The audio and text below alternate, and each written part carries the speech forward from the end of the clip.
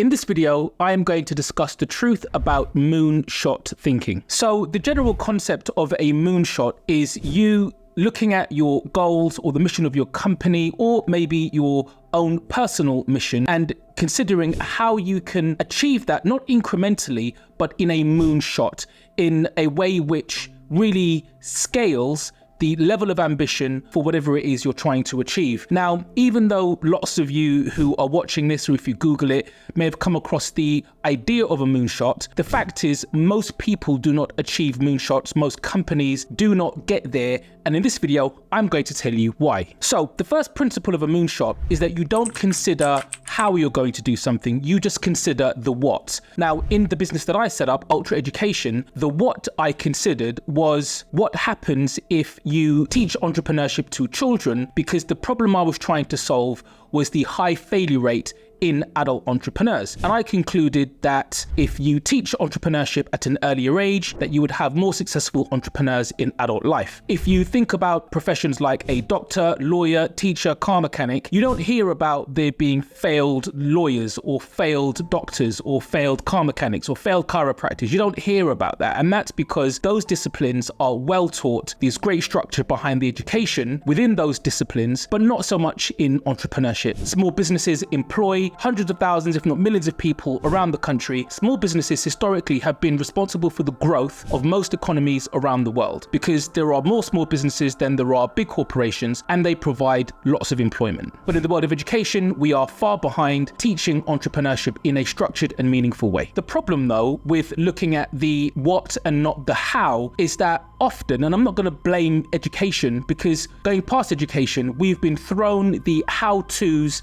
for decades. So whether it's the how-to books in personal development in any bookshop, or when the internet first boomed, everything was a how-to. How to get a six-pack, how to become a millionaire, how to write a book, how to start a business. It was all how do you do something, not what should you do. Because the whats are usually quite lofty ideas, and we're not taught to be that introspective. We're taught to do things quite incrementally and not necessarily to think big and take moonshots. So really, my moonshot was to reduce the failure rate of entrepreneurship from 9 out of 10 to 1 out of 10. And later on in this video, I'll tell you what the results of my moonshot were. But first, let's look at the origins of moonshot thinking. In 1962, John F. Kennedy delivered what is now a famous speech called "We Choose to Go to the Moon." The exploration of space will go ahead, whether we join in it or not. We mean to be a part of it.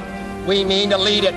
For the eyes of the world now look into space, to the moon, and to the planets beyond. And if you haven't watched it, you should do. It's pretty inspirational. Now, even though that speech and what it achieved changed the world, decades later, it became the mantra of entrepreneurs, business people, and startups around the world. And it became a rallying cry for those innovators who didn't want to take one step forward, but wanted to take leaps and bounds and moonshots forward. But as I said at the beginning of this video, even though that idea we can probably get theoretically, in practical terms, why don't people achieve this? Now, if 20 years ago I told you that a 10-year-old could be an entrepreneur, you would tell me that was impossible. If today I told you a 5-year-old could be an entrepreneur, most of you similarly would say, Julian, that's impossible. However, just this morning, we are filming this in November. It is November the 27th, 2023. On the weekend, we are running our 10th Youth Business Fair and Pop-Up, where we're going to have about 150 kid entrepreneurs exhibiting their products and services which they've been developing over the last few months. In that email this morning was an email from a mother who asked whether or not her 5-year-old entrepreneur son can join this weekend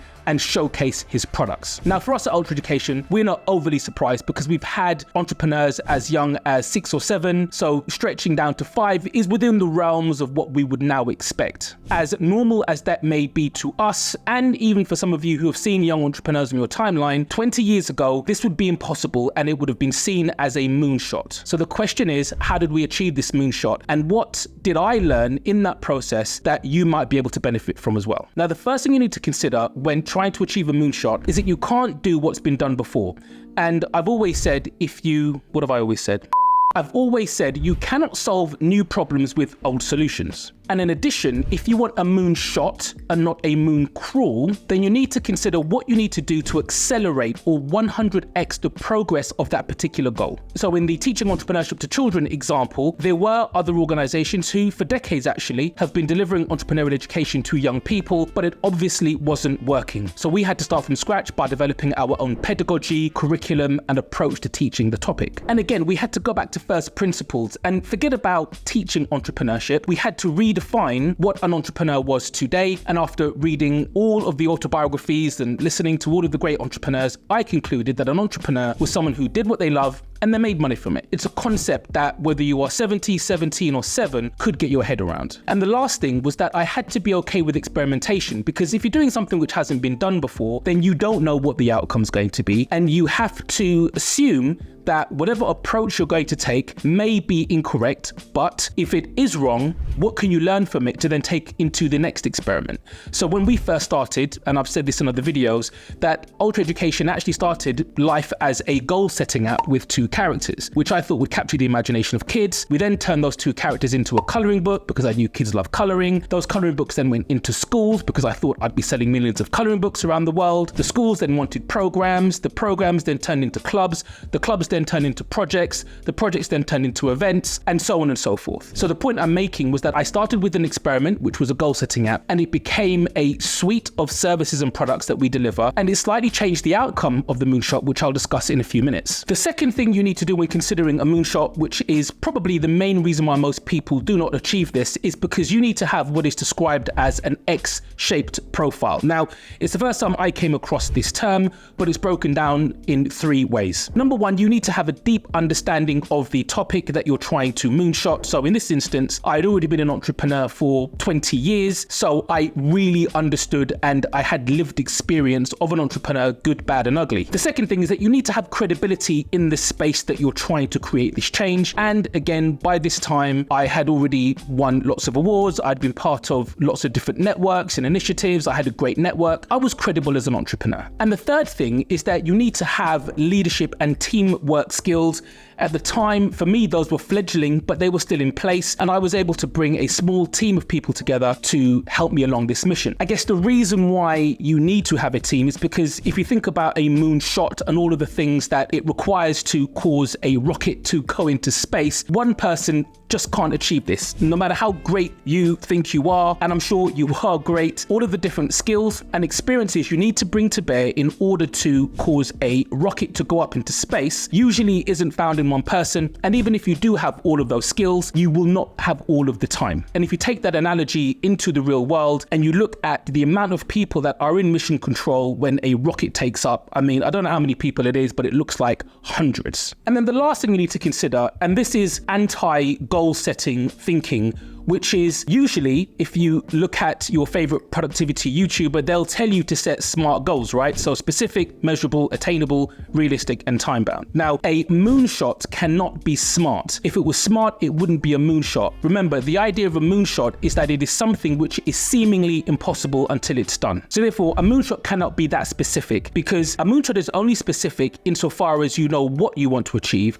The specifics of how you're going to achieve it are still unknown. Similarly, the measure of a moonshot can only be determined by the what. Therefore, in the analogy of the moon, I'm sure they knew how far away it was, but they didn't know all of the things that they would have to do, all of the measures, all of the incremental measures they would have to put together to create that moonshot. And I'll give you some more context with the ultra example in a second. Again, attainable and realistic completely go out of the window. If it was immediately attainable or realistic, it wouldn't be a moonshot. And time bound to some degree goes out the window. You do need to put timings in place, but because moonshots are usually attached to a mission, if you don't do it by the end of the year or by the end of the month, you're not just going to give up because it's linked to your mission. It's linked to your mission. It's something you will probably keep going at until you've got it done. So where am I with my moonshot? So let's go back to it. The original idea was that I would reduce the failure rate of entrepreneurship from 90% to 10%. That was the what. The how was to teach entrepreneurship to to kids from 7 years old, so that just like any other subject, they would embody it, they would practice it, become really good at it,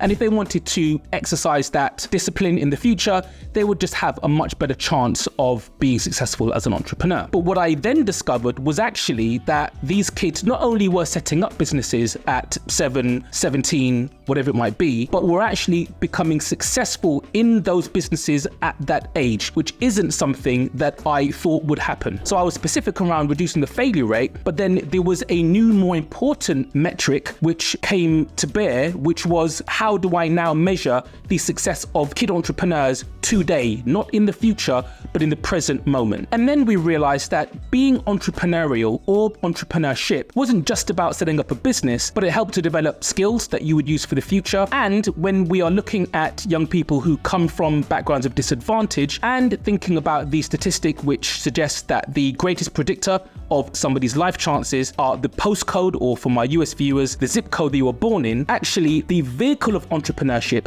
can be used as a rocket ship to create moonshots for individuals themselves, which makes the moonshot that I was trying to achieve even more special than I had originally imagined. And I guess for most moonshots, that's how it works. When JF Kennedy wanted to go to the moon, did he know all the benefits and outcomes that were going to result from that moon landing? Probably not. Did he know that it was a great thing to do? Did he know it was going to change our world forever? Yes. Were the details of that change important? No. Did he have to recalibrate his thinking after the moon landing?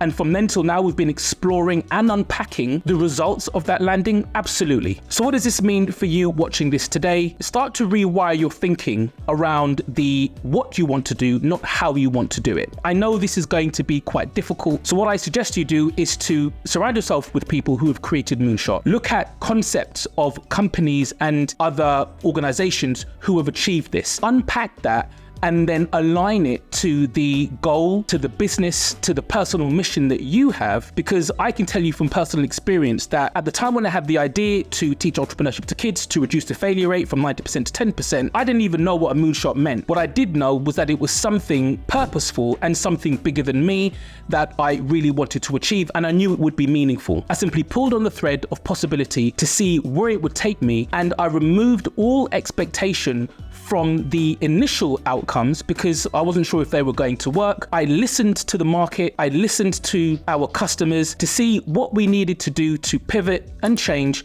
so that we could incrementally become more successful, but at pace, so that it would become the moonshot that we have created and that I hope that you will be able to create too. So if this video was useful, do share it with someone you love, and I'll catch you next time. Ultra and out.